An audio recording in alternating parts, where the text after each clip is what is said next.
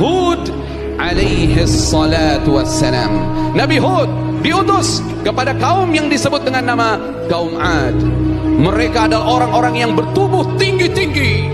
Selain dari bertubuh besar, Allah berikan kemampuan, kecerdasan kepada mereka semua. Mereka adalah orang-orang yang berfisik kuat. Mereka adalah orang-orang yang pintar dalam ilmu bangunan. Pertama kali manusia yang pintar bangunan adalah kaum Ad. Tapi sayang seribu sayang, mereka sombong. Mereka melakukan kesyirikan kepada Allah. Mereka menyembah berhala-berhala.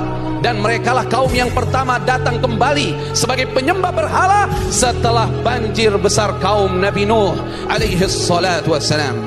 Diutus kepada kaum Ad, yaitu Nabiullah Hud alaihi salatu wassalam, mengatakan kepada mereka, wahai kaumku, sembahlah oleh kalian semua Allah.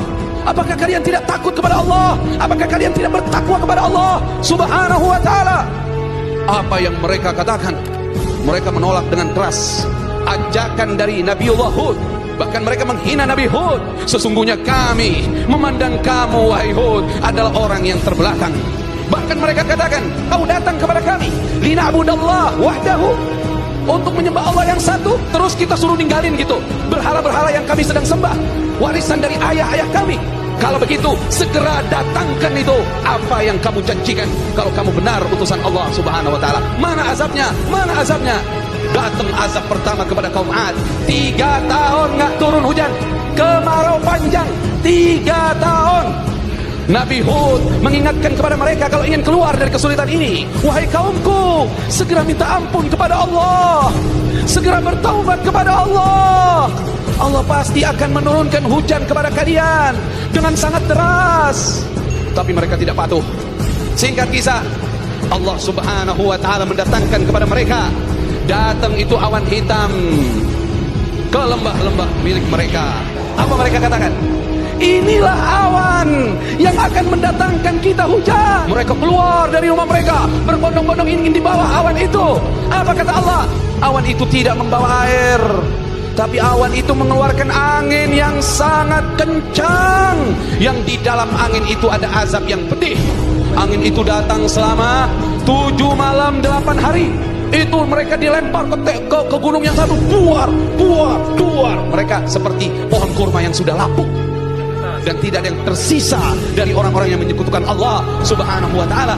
Tapi angin itu bagi Nabi Hud dan umatnya adalah kesejukan dan kedamaian. Subhanallah.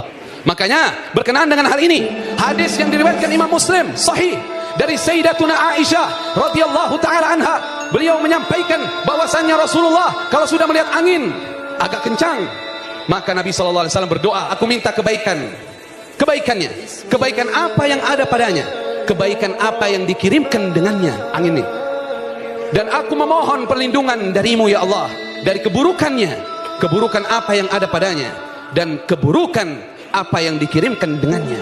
Dan Sayyidatuna Aisyah mengatakan, kalau datang awan mendung, Rasulullah sallallahu alaihi wasallam itu kadang ke depan rumah, kadang ke belakang, ada kekhawatiran yang besar.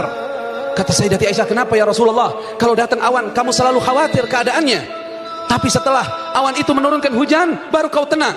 Ya Aisyah, kita jangan seperti kaum Ad yang sudah memastikan ini awan mendatangkan hujan. Kita mesti takut kepada Allah subhanahu wa ta'ala. Kita minta kepada Allah agar awan ini bertanda rahmat buat kita semua.